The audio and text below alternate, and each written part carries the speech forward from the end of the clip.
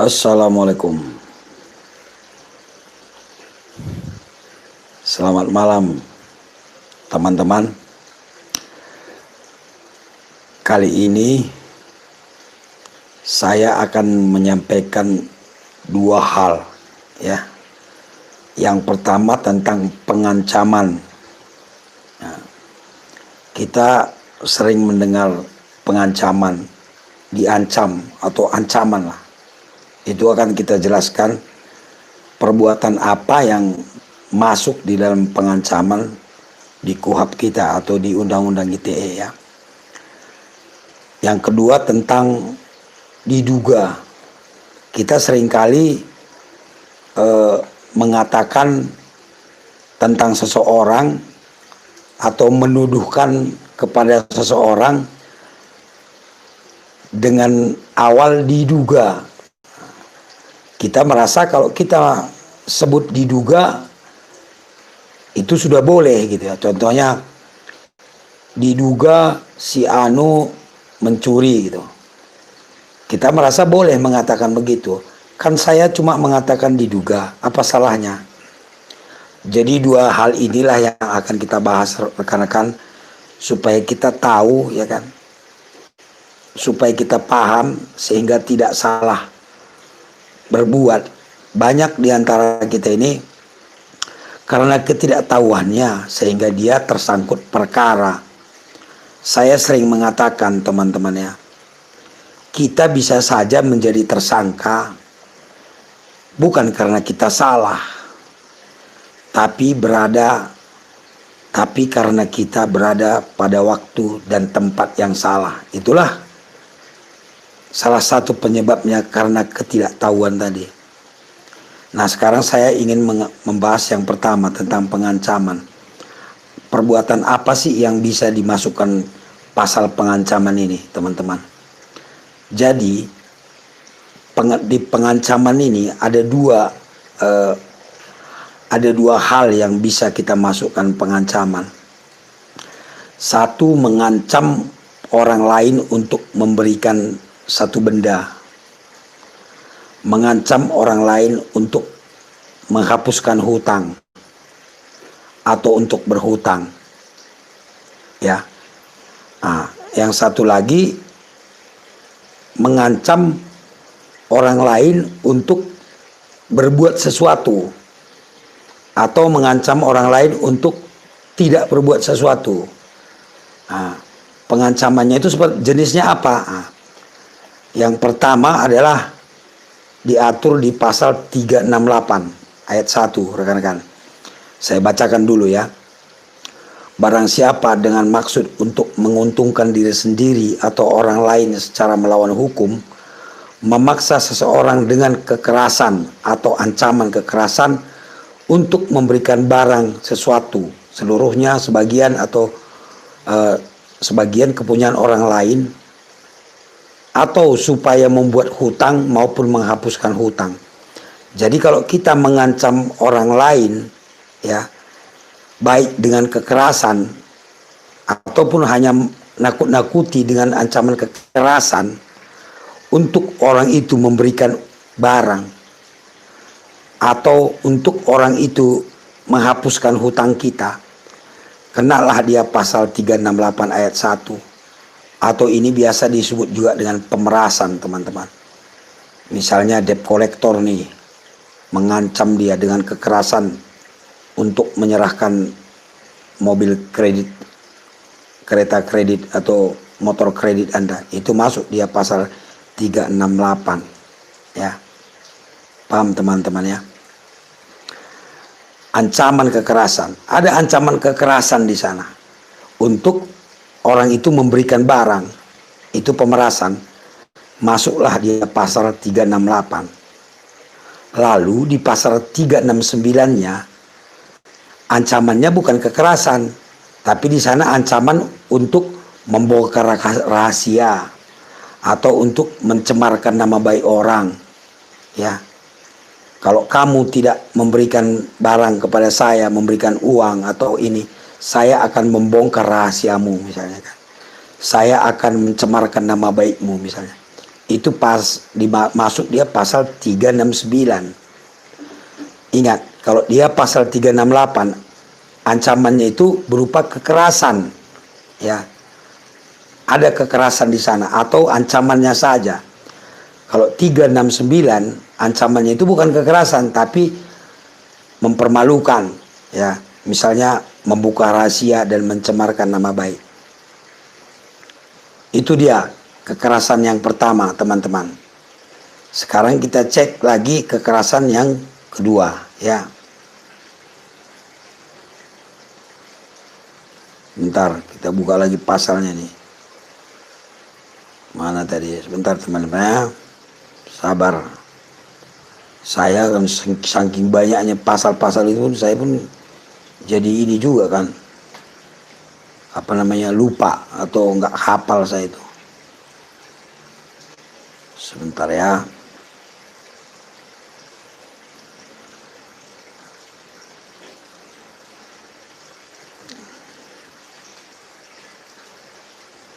Lalu ancaman yang ketiga itu diatur di pasal 335 ya, ayat 1. Bunyinya begini: barang siapa secara melawan hukum memaksa orang lain untuk melakukan, tidak melakukan, atau membiarkan sesuatu dengan memakai kekerasan atau dengan memakai ancaman kekerasan, itu dia di pasal 335 itu.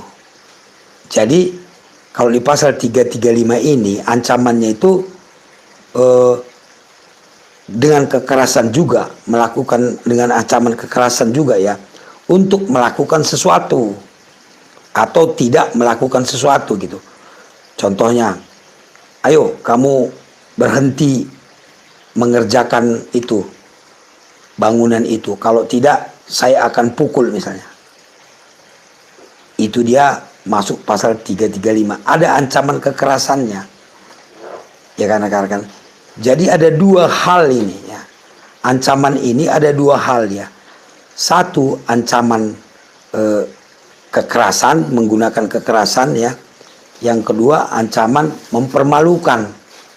Ya kan, atau membongkar rahasia orang. Itulah dia dimaksud dengan ancaman, pengancaman ini. Ada dua dia hal di situ. Dia bisa mengancam dengan kekerasan, atau yang satu lagi dia mengancam akan mempermalukan, membongkar rahasia. Itu masuk dia pengancaman. Pasalnya tadi 368 kalau ada kekerasannya untuk menyerahkan barang, 369 dengan ancaman mempermalukan agar menyerahkan barang, dan pasal 335 mengancam dengan kekerasan untuk melakukan sesuatu atau tidak melakukan sesuatu. Itu dia teman-teman. Lalu ada undang-undang ITE yang mengatur juga tentang hal ini ya. Kita bacakan pasalnya ya. Mana dia pasalnya nih? Pasal 29 Undang-undang ITE. Mana tadi? Bentar teman-teman ya. Pasal 29. Nah, pasal 29 Undang-undang ITE. Bunyinya begini: setiap orang dengan sengaja dan tanpa hak mengirimkan informasi elektronik dan atau dokumen elektronik yang berisi ancaman kekerasan atau menakut-nakuti yang ditujukan secara pribadi. Ini maksudnya melalui medsos ya. Kalau kita mengancam orang melalui medsos, kenalah kita pasal 29 Undang-Undang ITE. Ancamannya 4 tahun. Tapi ingat, ini ancamannya harus ancaman kekerasan atau menakut-nakuti dengan kekerasan.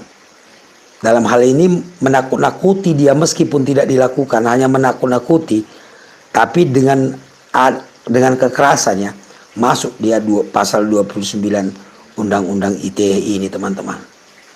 Jadi intinya ada dua hal di sana kalau kita berbicara apakah masuk unsur pengancaman atau tidak.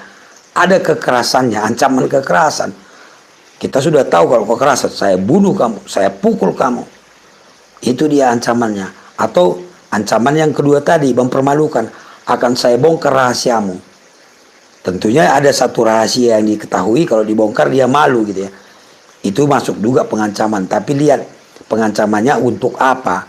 Apakah untuk menyerahkan barang atau untuk tidak melakukan sesuatu, nakut-nakuti gitu dia.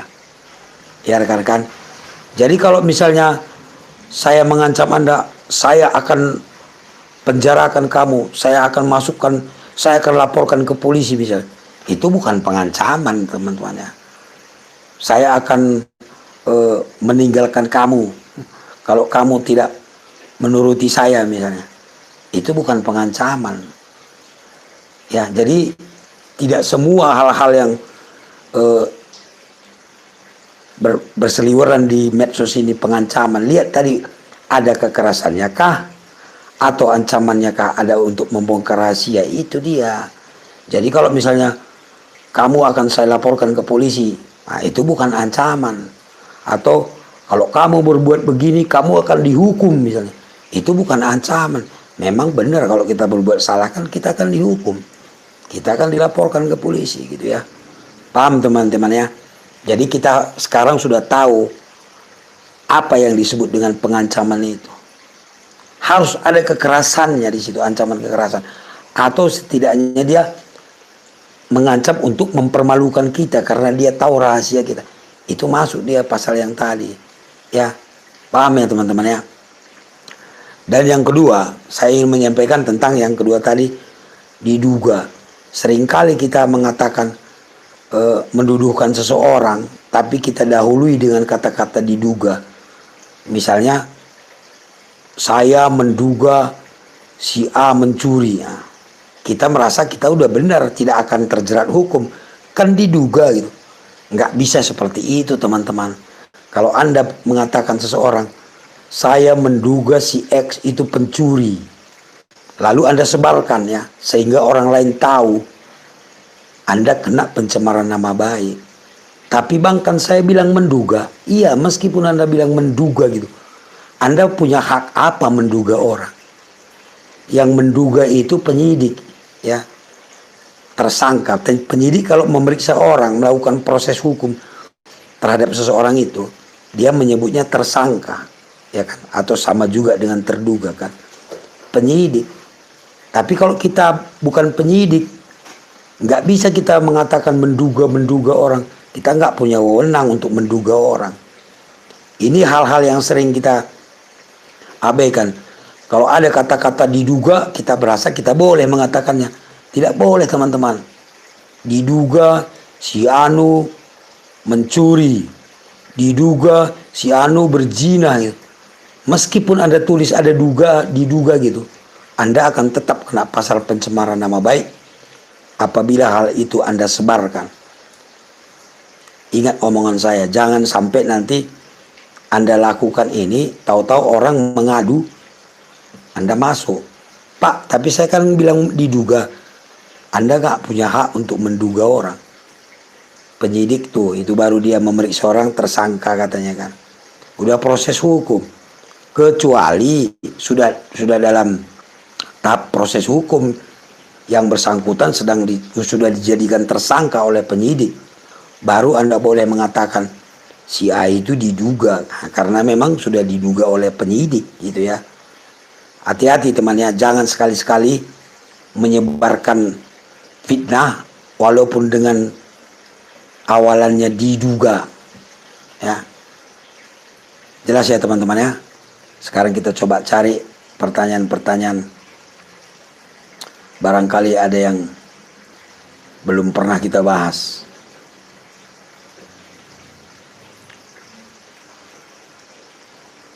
Mana dia? Ini Haikal Asraf. Kalau misalnya langsung bilang si EP penipu dengan bukti-bukti chat, transparan dan saksi, apa termasuk pencemaran baik? Ya, meskipun orang itu pencuri, kalau Anda sebarkan si Anu pencuri, si Anu begini, Anda kena pencemaran nama baik. Kenapa? belum ada putusan pengadilan dia dinyatakan pencuri. Ingat teman-teman, kita punya asas praduga tak bersalah ya. Selama hakim belum memutuskan orang itu bersalah, berarti dia belum bersalah. Kalau Anda bilang dia pencuri sementara belum ada putusan hakim, Anda bisa dilaporkan pencemaran nama baik. Seperti di video yang lalu saya bilang, jangan kita viralkan hutang orang. Oh, si Anu punya hutang, si Anu punya hutang, diviralkan. Anda kena pencemaran nama baik ya. Kenapa? Karena belum ada putusan hakim yang menyatakan dia itu penipu, belum mengatakan dia itu berbuat kejahatan. Hai kali penipu ini juga ada mengancam akan menghilangkan nyawa saya. Nah, kalau ada ancaman kekerasan begini, Haikal, laporkan. Kalau dia melalui media elektronik, kena dia pasal 29 tadi, Undang-Undang ITE ya. Ulan Tuha, kalau ancaman lewat sosial media gimana Bang? Tadi udah kita bahas. Kalau ancaman disampaikan melalui orang lain, tidak langsung masuk enggak Bang? Sekarang disampaikan melalui orang lain ini, si orang lain ini mau nggak jadi saksi, ya kan? Dan sampai nggak ke Anda ancamannya. Kalau disampaikan melalui orang lain dan itu memang nyampe ke Anda, bisa. Jadi orang lain itu jadi saksi bahwa Anda memang diancam gitu ya. Ruby, kalau diancam santet gimana Bang? Nah, ini santet belum ada hukumnya Ruby ya. Belum bisa dibuktikan santet menyantet itu. Fandi Nasution, membuka atau melaporkan fakta kriminal itu bukan ancaman, bahkan harus segera dilakukan. Maksudnya apa nih? Flores Channel, ada macam-macam delik aduan dalam hukum pidana. Ada delik culpa, delik biasa, delik aduan dan lain. Kalau delik aduannya hanya dapat diproses, ya betul itu. Awal Jogang, kalau wartawan menulis berita memakai delik diduga, bagaimana? Itu kan media. Kalau wartawan media itu ada, mereka punya kode etik jurnalistik namanya. Itulah yang saya katakan tanpa hak. Kita tidak berhak menyampaikan berita. Yang berhak menyampaikan berita adalah media, ya. Dan mereka punya undang-undang jurnalistik. Kalau mereka beritanya salah, kita punya hak jawab teman-teman. Tidak langsung serta-merta mereka bisa dipidana. Ada hak jawab. Nanti mereka meralat. Kalau kita keberatan dengan berita itu, kita bisa sampaikan hak jawab kita dan mereka wajib meralatnya. Itulah dia bedanya dengan masyarakat biasa dan pers teman-teman ya. Kalau diancam ingin dibunuh bagaimana Bang? Iya itu pengancaman namanya. Ada ancaman kekerasan tadi.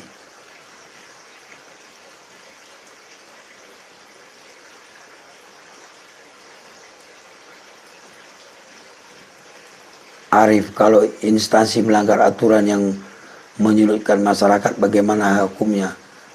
Melanggar aturannya seperti apa ya kan? Harus jelas dia. Kalau hukum itu harus jelas. Perbuatannya apa? Itu harus jelas dia. Candeso, bulan Agustus kemarin aku dilaporkan tapi pihak polisi hanya menghubungi 1 kali. Lalu sampai saat ini kenapa nggak ada informasi? Apakah pulang dari luar negeri dulu baru diproses kembali? Kasusnya apa Candeso? Nanti hubungi saya di chat WA aja ya. Penyidik boleh menduga tapi tidak boleh menyimpulkan orang salah atau tidak. Benar, yang salah itu menentukan salah tidaknya hakim nanti. George Kana, kalau dalam penyidikan polisi melakukan pengancaman lewat kata-kata itu bagaimana? Pengancamannya apa? Ingat ya teman-teman, pengancaman di sini harus ada kekerasannya, ancaman kekerasannya. Kalau ngancamnya saya penjarakan kau katanya, bagaimana itu penjarakan? Kan yang menjarakan itu ya pengadilan lah, hakim. Ingat, ancaman itu harus ada kekerasan di sana, ancaman kekerasan. Jadi kalau ancamannya tidak ada kekerasannya nggak bisa. Atau ancaman mempermalukan ya, membuka rahasia gitu.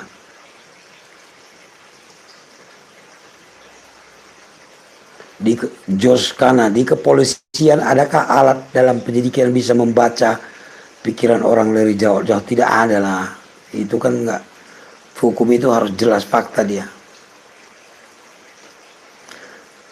Fismania, kalau diancam lewat medsos perlu saksi nggak bang? Ya perlu.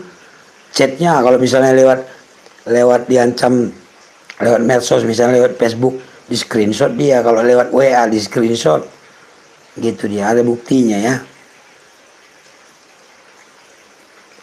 Arif Sulaiman, mutasi kendaraan di Samsat mewajibkan menyertakan KTP pemilik lama. Nggak ada aturannya itu. Ya Arif ya, untuk mutasi itu sekalian Anda cabut berkas dan sekalian balik nama. Untuk cabut berkas itu tidak diperlukan KTP pemilik lama, tapi KTP yang sekarang dia. Karena nanti Anda kan pasti kalau mutasi dia nanti pastikan balik nama. Nggak mungkin Anda mutasikan ke tempat lain nggak balik nama, karena STNK itu harus sesuai dengan KTP pemilik dia. Alamatnya di mana ya, balikkan ke alamat Anda, pasti dia balik nama kan, nggak perlu KTP pemilik lama. Ulan Tuba, perbuatan asusila terhadap anak di bawah umur, disuruh kirim-kirim foto bugil gimana tuh bang? Laporkan itu masuk kena dia undang-undang perlindungan anak, undang-undang pornografi, banyak lah itu. Asalabi, apakah melaporkan ancaman lewat Facebook ada biaya di kantor polisi? Di kantor polisi itu nggak ada biaya teman-teman ya.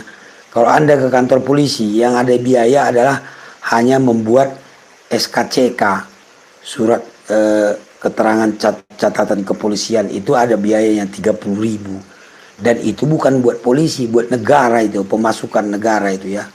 Yang lain nggak ada, atau bikin SIM misalnya.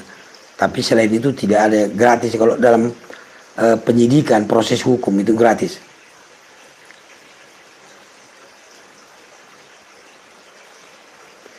Andreo, malam bang, debt kolektor pinjol mengancam saya mau patahkan tangan. Nah itu ancaman kekerasan, laporkan kalau ada ancaman kekerasannya. Bang, kalau ancaman lewat telepon, katanya akan kuhancurkan kau. Kuhancurkan maksudnya gimana nih? Apa yang Anda tangkap dengan kuhancurkan itu? Anda yang tahu sendiri kan. Kuhancurkan ini bisa misalnya membuka rahasia misalnya. Kalau maksudnya kuhancurkan ini untuk membuka rahasia Anda, biasanya kan ada percakapan sebelumnya. Itu bisa. Coba kalau ini mengganggu Anda ya Rizwannya, coba koordinasikan dengan Polsek.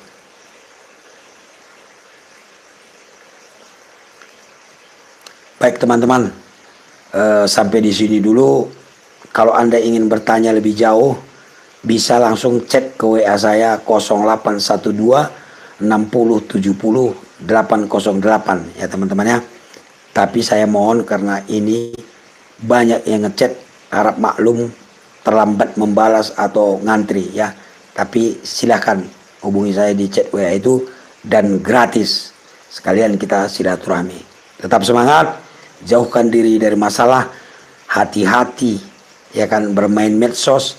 Anda bisa kena pasal pencemaran nama baik, Anda bisa kena pasal pengancaman dan lain sebagainya. Tonton channel Bang Benny, sudah banyak kita bahas tentang hal itu. Jadi tidak ada salahnya Anda sekali-sekali sambil tidur-tiduran dengarkan video Bang Benny. Nggak usah ditonton, didengarkan aja, nggak usah lihat orangnya, didengarkan aja pun ada manfaatnya. Assalamualaikum warahmatullahi wabarakatuh. Majuah-juah kita kerina.